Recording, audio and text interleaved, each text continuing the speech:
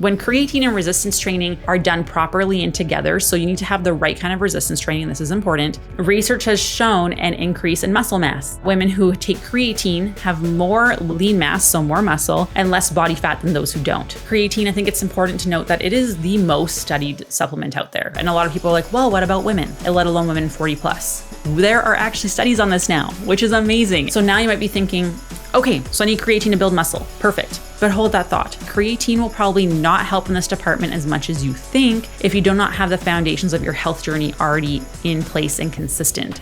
Hello, everyone, and welcome to the latest episode of the Metabolism and Menopause podcast. My name is Stephanie, and I am your host and CEO of Vitality OET. We are a women's nutrition, health, and fitness coaching company that focuses predominantly on women's hormones, particularly as they start going through perimenopause and onwards. We know that you start experiencing so many changes in this time of your life, whether it's the hot flashes, the night sweats, irritability, brain fog, or waking around the middle that seems to come out of absolutely nowhere, despite you not changing anything. So you go back to those tried and true methods of cutting calories, cutting carbs, doing a bunch of cardio, yet it feels like nothing is working. You're putting in all this effort and you're just moving backwards. But we know now that your body is inherently different now that you've gone through these hormonal changes. So our mission here at Vitality is to really help you understand how your body changes in this time of your life, so you can reach those health and fitness goals, feel in control and at home in your body again, live a life full of vitality, and really understand how to take care of this new body of yours. So today we are talking all things creatine. Because I did a podcast on supplements, I got so many questions on creatine. And creatine, we usually think it's only for like bodybuilding, but there are so many benefits when it comes to creatine, specifically for women once they're 40 plus. And so we see that there are changes and improvements in blood sugar control, in being able to build muscle mass, our bone density, our cognitive health, metabolism. Like there is so much. So I'm going to break it down about how creatine actually works, how it's going to benefit you, the dosages, what to look for, all the things so that you can move confidently and know how it can actually benefit you. And if you actually want to take it, if it's a good choice for you. So when we talk about creatine, I think it's important to note that it is the most studied supplement out there. It is super safe and literally the most studied out there. And a lot of people are like, well, what about women, right? Because typically most studies are going to be done on men.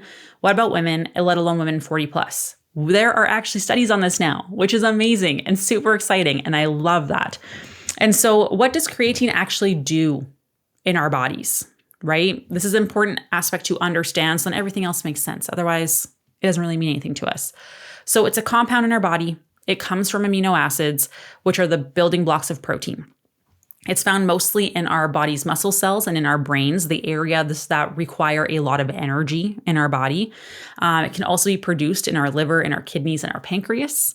It's transported through the blood and then taken up to tissues that have lots of energy demand, like I mentioned, your brain and your muscles.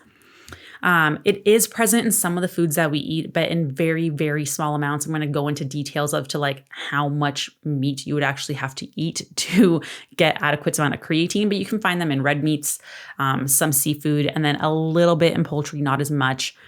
And so I want to take us first back to high school biology. ATP. We all remember that, right? It's the energy currency for our cells. It's really the only way that our body is able to have energy or function at all. So you can think of ATP as these little rechargeable batteries. Okay, when it's full, we're functioning well, which is amazing. That's what we want. When the battery is empty, it doesn't do much and it needs to be recharged. Then we have this thing called ADP, and this is like the dead version of our rechargeable battery. It's there, but we can't use it. Right? So when we take creatine, it actually serves a really important purpose where it actually acts like a battery recharger. It turns that ADP into ATP, so those batteries get recharged, and now we can actually use them for our brain and for our muscles and other areas in our body that require a lot of energy. And a lot of people think of creatine just from like a fitness perspective, right? They think of like bodybuilders and building muscle, but there are, like I mentioned, so many benefits to creatine. So I want to really dive into specifics for menopause, talk about all the things that talk about the blood sugar, the metabolism, your ability to lose weight, the brain cognition, right? Being able to think, the brain fog, the irritability, muscle mass, bone density, all the things. So we know that when estrogen starts to decline, we're going to deal with some not so great side effects, which include literally everything I just mentioned. A decrease in bone density, because that's something estrogen plays a huge role in. A loss of muscle, because estrogen plays a big role in that. Brain function starts to decrease, which is why we start dealing with brain fog. Low energy. Fat issues where we can't lose weight, right? It's very easy to gain weight. Our metabolism slows down. Our body's not good at burning calories. And then, of course, blood sugar control, where you could change nothing. You could make no changes to your lifestyle and start to see these things become an issue. And you're like, what is going on? I haven't changed anything in my life. But internally, things have changed. Estrogen impacts so many areas in our body that when it starts to decline, you don't have to actually make any changes and you will start to see a decline in these areas, which is why we're so big on being able to educate you guys educated on this. So the first issue that we see is muscle mass. Okay, and creatine will help a lot with this as well. But it's important to note that we lose up to 10% of our muscle mass in the 3 to 4 years heading into menopause, which is 1 year without a cycle. And the thing is, you could have a regular cycle and be in this phase of life. And it just continues onwards, right? After that point, you're still seeing muscle loss. We see it all the time. And this is because as estrogen drops, so does our muscle building signal. Unfortunately, a lot of women also struggle with low testosterone. We see this so much in Dutch testing lately. It's been insane in the hormone testing that we do. And it's not supposed to. In fact, testosterone is supposed to come up a little bit to be able to make up for the loss of estrogen and progesterone. And so when testosterone also goes down, that's another thing that decreases our muscle building signal. And then if we're in a high stress state and cortisol goes up, that further decreases our muscle building signal even more. And that stress can go up from fasting, from not eating enough food, avoiding carbohydrates, not getting enough sleep, dealing with deadlines at work, being on at work all the time. Even if we enjoy what we're doing, being on is a stress. We're eating highly processed foods, we're skipping meals, not getting enough protein, doing too much exercise, being go, go, go, dealing with grief and trauma and taking care of sick parents and being the taxi parent and, having to do the grocery shopping and all the things, right? We're just trying to balance life. That is going to increase your cortisol levels, but those cortisol levels also go up even higher when estrogen goes down. So before you could handle like a 9 out of 10 before cortisol would go up. Now it's only a 5 out of 10 just because estrogen went down. And so this is also going to send a signal to our body to break down muscle, despite the fact that you're working out a lot, right? It doesn't matter. You're going to struggle.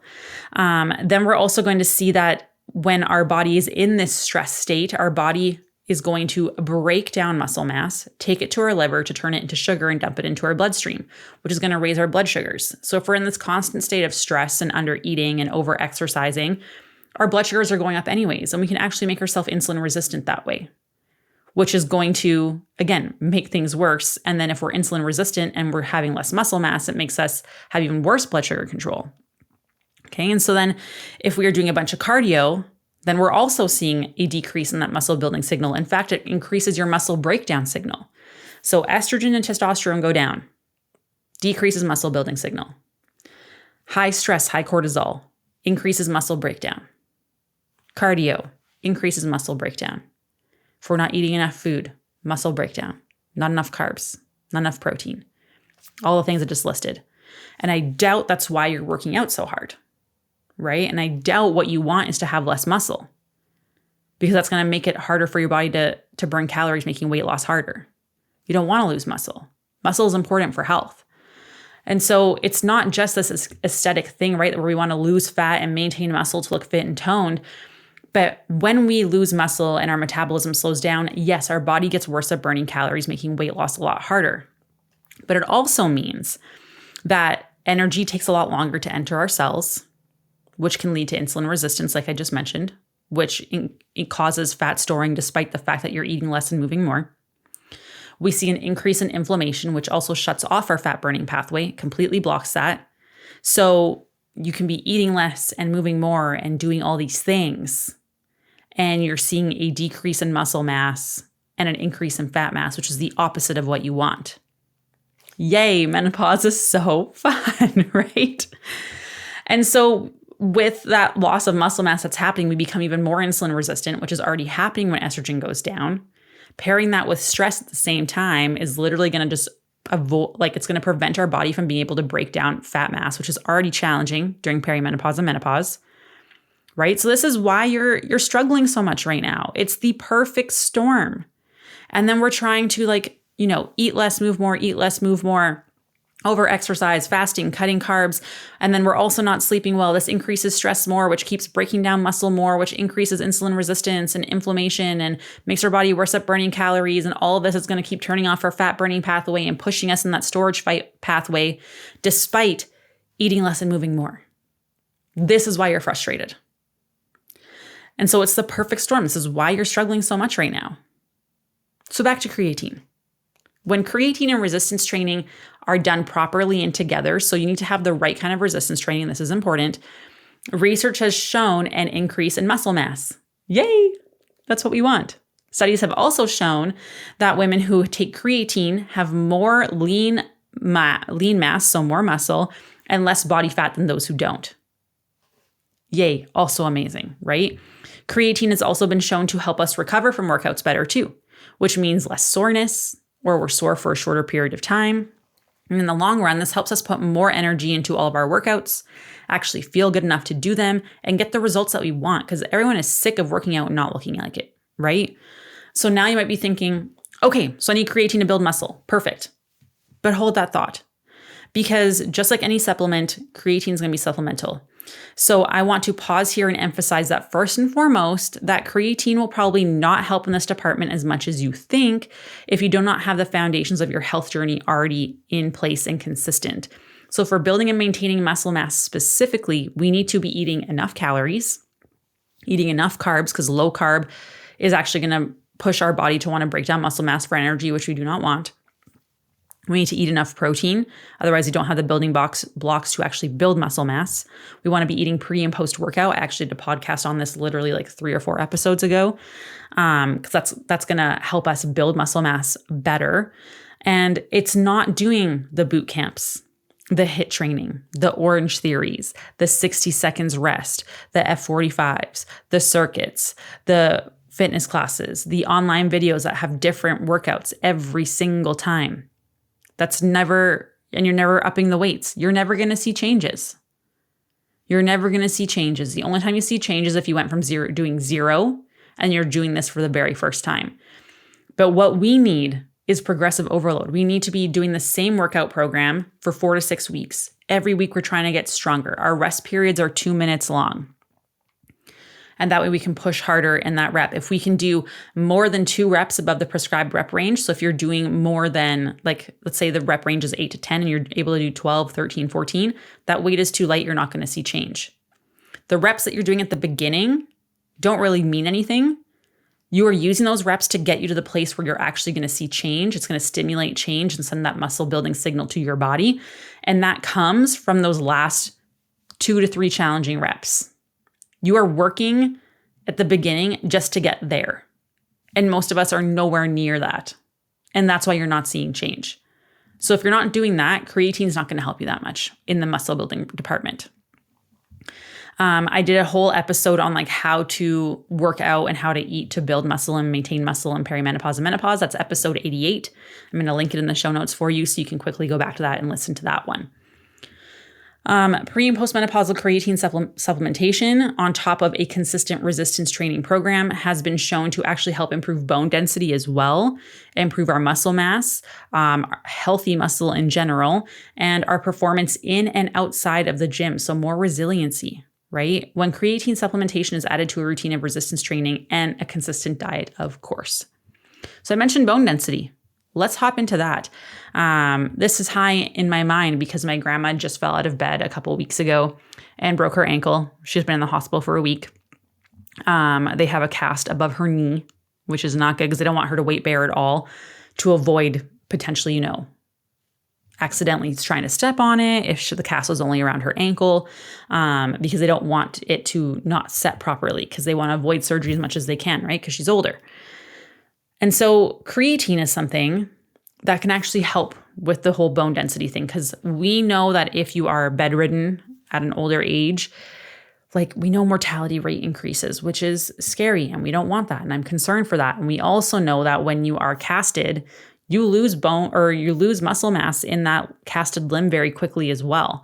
And it's a lot harder to build muscle than it is to lose it. And we know that the more muscle you have, the more resilient you are, the greater your lifespan is, quality of life, surgical outcomes are better, hospital stays are shorter. So many benefits, not just for aesthetics, but like for life and longevity in general. And so when we're talking about creatine and increasing bone mass, that's really exciting to me because as we get older, we should all be concerned with our bone density, regardless of what our weight loss goals are. And once women experience that decline in estrogen, we see a huge increase in that osteoporosis risk. And this is because of the role that estrogen plays in bone density specifically. And so we want to make sure that we are taking care of our bones because we know that, like, for example, if we break a hip and we're in the hospital, that decreases lifespan on an average by 7 years, which is massive. So like we should really care. This seems like not that interesting because it's not like an aesthetic thing, but it's a life thing. Like I want those extra 7 years on my life to be with my family, right? So creatine supplementation has been shown to actually help increase bone formation, and a study done on menopausal women who participated in a strength training program and creatine supplementation for a year showed significantly less bone loss and a higher upper body strength compared to those who only strength trained and did not take creatine alongside of that training. Both groups did see an increase compared to groups that didn't strength train or take creatine, but the strength training and creatine group saw a much better improvement compared to strength training alone. This is awesome. So creatine is great here too. And then injury recovery, right? Creatine has been shown to help us recover faster and better from injuries and from workouts, muscle soreness as well. But it also helps you from like healing from surgeries, right? Where there is muscle damage after that, when you're cutting through tissues, we want that to heal more quickly. Creatine can actually help you with that. It's also been shown in studies on postmenopausal women with knee pain and knee arthritis to help not only with function, but also joint pain and discomfort as well. We know that pain and joint inflammation is going to increase during perimenopause and menopause because that's something that estrogen, of course, is supportive of. So when we lose it, we start experiencing these things. So if you're suffering with joint pain and some inflammation, some arthritis, creatine actually has the potential to help there as well, which is awesome. So we can talk until the cows come home about muscle and strength and bone density and all those physical benefits that creatine can help with. But there are a lot of studies and other benefits to creatine that actually help us with our mental functioning and internal functioning as well. So let's dive into the brain because there is actually crazy amounts of studies on this and it's amazing. Because when we look at the studies that have polled women going through perimenopause, menopause, postmenopause, the top 10 complaints that women have, 9 of them are related to brain cognition. So irritability, the brain fog, mood swings, anxiety, depression, all those kinds of things. Out of the top 10, 9 of them were related to the brain. And so a lot of us feel like our brain just isn't doing what it used to do, right? It is not working as efficiently. We don't feel as sharp-minded. We get lost for words more often. Our memory starts to decline. We're like misplacing things, forgetting the words for things. The list goes on and it's super frustrating because you know you're intelligent. You know that you are smart. You know that you have this capacity and it's just escaping you and it's super frustrating. Creatine can actually potentially help with that, which is awesome. So some studies have shown that taking creatine may improve brain function in older women, especially those under stressed conditions, like not getting enough sleep, which, let's face it, most of us are not getting enough sleep. Or if you're having high emotional stress, going through a hard time. Creatine's super great for this. You know what else is a stress on your body? Being on all the time, right? Even though you love your job, if you're on, that's a stress. If you're not sleeping enough, if you're eating low calorie, eating low carb, you're fasting, you're skipping meals, you're go, you're dealing with, relationship stress and financial stress and deadlines at work and grief and trauma and taking care of sick parents and always on the go and you have all this travel, that is stress. Most of us are stressed. Creatine can help with this a lot. So another study also found that taking creatine supplements can help improve tasks that require quick thinking. The people who took creatine in this study versus those that did not scored higher on tests that measured intelligence and working memory, like remembering numbers backwards, just for one example of something they did in the study. This suggests that creatine can help boost brain power by providing the brain with more energy. Remember, we said creatine helps turn that dead battery pack into a recharged battery pack. And then that helps support the energy in the places that our body needs it the most, which is our muscles and our brain. So this helps, like creatine helps through that aspect of things a lot. And remember, it's that battery pack recharger. It's amazing. And then we have the mood benefits that also come with this. So who here is moody, gets irritable, gets a little bit, quick to respond to things, can be irrational sometimes, looks back and is like, oh, that may have been an overreaction. Me, I'm raising my hand. And so we know that actually creatine supplementation can actually help boost mood and potentially reduce depressive symptoms as well. Now, this is not a replacement for medications when they're needed.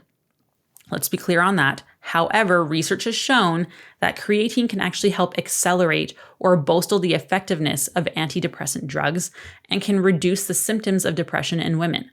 This is what we think is due to the effect it has on the brain's ability to function at a higher energy capacity by refilling those battery packs, which has been shown to be dysfunctional or not as adequate in people who suffer with depression. So this can really help support that whole aspect of things.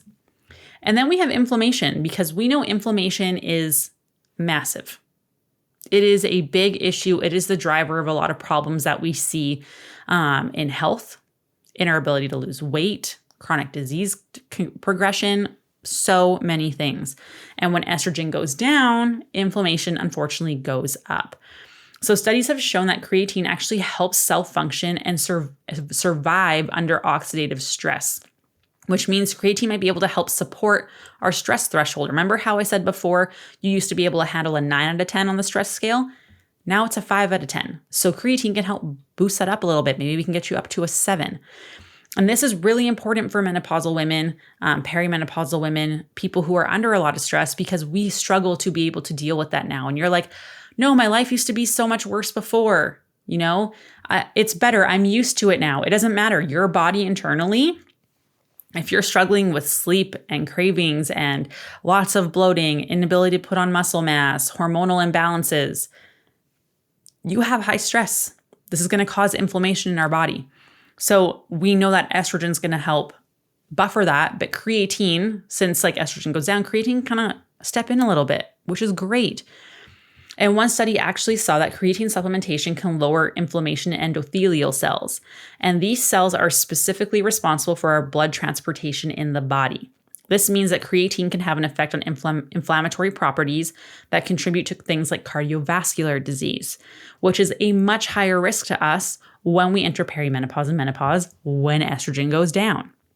And so when we look at inflammation as a whole, we need to be aware that inflammation blocks our fat burning pathway. It'll be overstimulating our storage pathway. This creates disease because inflammation will increase when estrogen goes down. Inflammation increases when our metabolism slows down, when our body's not good at burning calories. That goes hand in hand when we lose muscle mass. This also happens when we've done a lot of dieting in our past. Metabolism slows down.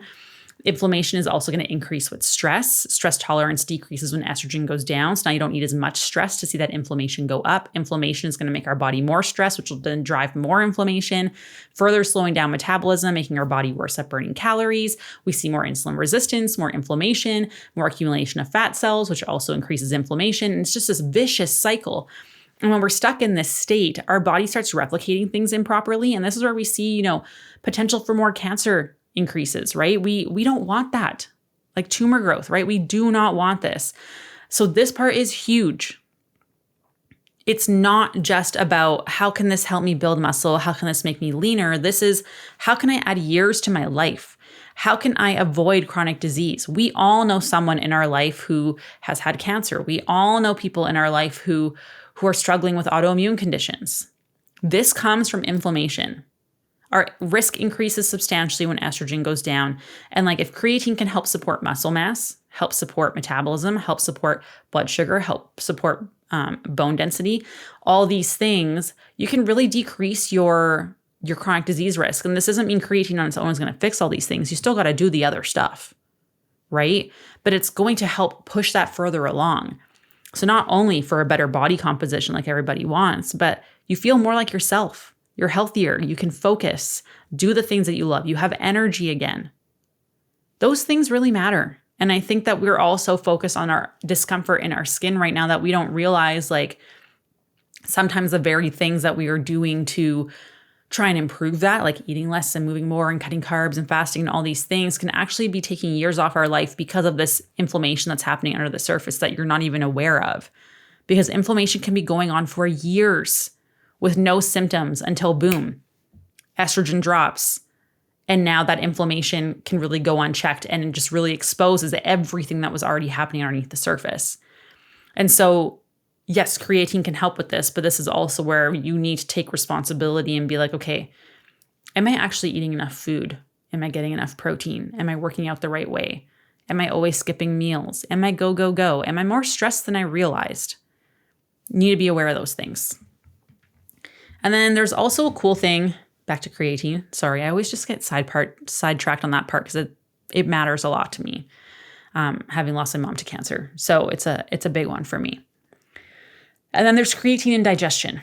So studies are now coming out to show that creatine supplementation has shown lowered inflammation in our epithelial cells by regulating the cell's energy balance. And these cells exist in our intestines, and they help with digestion and the absorption of nutrients. And we commonly see that these cells are inflamed in the women who have digestive issues like bloating, constipation, heartburn, indigestion. And creatine can actually help potentially modulate the energy needed for these cells to actually work properly and optimally to really maximize our digestion, which will then bring down inflammation overall as a whole. Creatine has been shown to reduce the symptom and severity of inflammatory bowel disease too, which is awesome. So we can clearly see that creatine has some pretty freaking amazing positive effects on accelerating our healthy habits that we're already doing, like really boosting that up, all the things that we're already doing, right? It's just that little booster on there and can really help us feel better, and potentially even quicker, right? And in menopause, when our bodies are changing, like we're usually not feeling the same as we used to. We don't feel so great. And so if this can really help amplify what we're already doing, phenomenal. So how do we start taking creatine? How do we introduce it? How much, right? So we can get creatine through our diets, but I want to put the quantity into perspective. About 2 pounds of beef, which is like 32 ounces, is going to give you about 5 grams of creatine. That's a lot of beef, right? And creatine is also not found in a lot of other animal sources, let alone food in general, especially if you don't eat meat. So also think about the fact that we want to make our intake consistent. So 2 pounds of beef per day is not very sustainable, right? So some of the highest creatine containing proteins are going to be salmon, tuna, pork, lamb, and chicken. So having a well-rounded and high protein diet can help get some of those natural sources in there, or natural, creatine in there. That being, aiding supplementation with creatine can be the most helpful for us, especially as we use our natural stores of it going into menopause. So supplementation really does have a good role here. Remember, creatine is generally safe. It's essential to listen to your body and discontinue if you experience any adverse effects. Usually that's going to come from if there's some flavoring in it, some sugar, alcohols, fillers, that kind of stuff. So it's not the creatine itself. So that's just something to be aware of. And there is a bell curve to everything in life. So just because there's benefit in creatine doesn't mean taking more is better. In fact, it's usually not, because taking too much creatine can cause some water retention, can actually lead to low energy, and into extremes, it can even cause muscle breakdown. That can be a medical emergency if you're taking copious amounts of this. So if you have kidney or liver disease, it's also important to talk to your primary care practitioner about the options and special considerations, especially if you're on some medications of any sort. So it's always good when you're taking any kind of supplements just to double check. If you do want a supplement, I have a reputable brand that I love. It took me a long time. I can't tell you how many supplement brands have reached out wanting to sponsor the podcast, wanting to collaborate with us. But for me, I've been very picky. I always ask, do you have a science team? I want to see the research behind this. How clean are your products? Because that matters, right? I'm not just going to put things into my body willy-nilly. And so my advice is to look for a creatine monohydrate supplement that is pure and free from any additives or additional supplements or compounds that you don't need. So there is a plain powdered creatine from Legion Athletics. There is a link in the show notes for you for 20% off with the code VITALITYOET. And you also get double the points to use towards free product in the future. I love that one. It's plain. A lot of people were like, what if it tastes gross? I've tried it. I have it. Obviously, I use it all the time. You cannot taste it in water, which is amazing. Or they have a post-workout creatine as well. And those ones have flavored ones. I love the Arctic Blast. It is like a grapefruit flavor. They also have a fruit punch that is really good and a watermelon one that I love. I like using those post-workout for recovery. So you want to aim when we're looking at how much is 3 to 5 grams of creatine monohydrate daily. I like the powder form because I can control the dosages compared to the pill. And also it helps me get my water in because I really struggle with water. So it helps me out a lot that way as well. So what I always recommend is increase it slowly. So I would do just after your workouts, 2 or 3 times a week to start. Take half the dose, right? Start with 2 grams, maybe 3. Then you can increase up to 5 grams if you want, or start introducing another day and slowly increase that way to monitor how your body is feeling on it, right? When you take it, you do want to make sure that whenever you take it during the day, you do want to make sure that you are having it with water, because creatine is going to help pull water into your muscle cells to help recharge those batteries, to help pull glycogen into your cells as well, so that you have energy to push forward again in a workout. But then also it helps with the building process, the recovery process, supporting our muscles that way. If you want to toss creatine in a smoothie as well, you could, but you want to make sure that even if you're taking the pill form, that you are adding it with 8 ounces of water. Make sure to stay hydrated throughout the day in general, just to help support creatine pulling all that water into our muscle cells, which is great.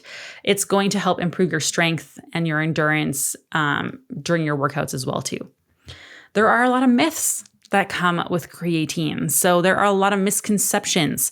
It's been around for a very long time and has been extensively studied. So here are some of the common myths debunked. 1, water retention.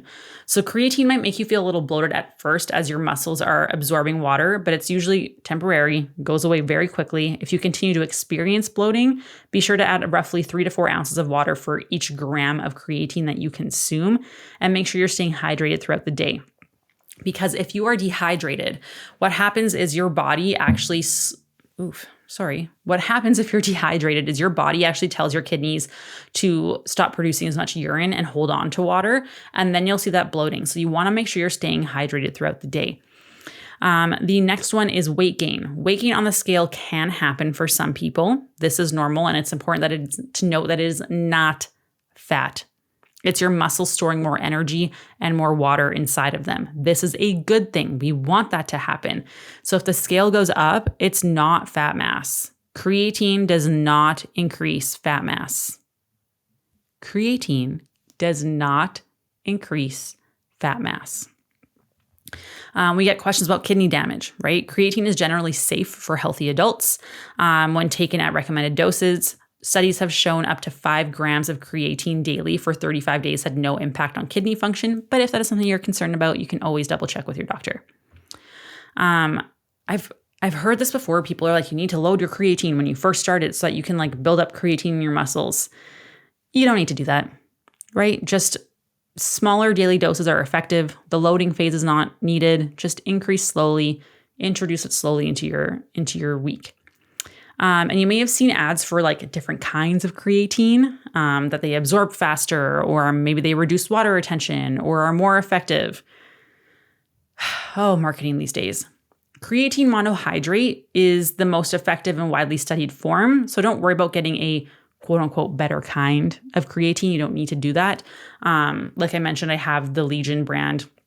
I love them so much because they have a solid science team. One of their head researchers actually does menopause research after he used to do fat research all the time. And then his wife started struggling with weight loss when she got into perimenopause and menopause, and like completely changed his mind on like everything that he had seen, because like he lived with her. He saw what she was doing. He knew that she wasn't lying. And so now he's very dedicated to this. And so he's actually part of the research team that works with them, which is why I love them so much. And the studies are solid. Love the products. They're really, really great. So in conclusion, creatine can be incredibly helpful, not only as we enter menopause, but beforehand as well and afterwards, right?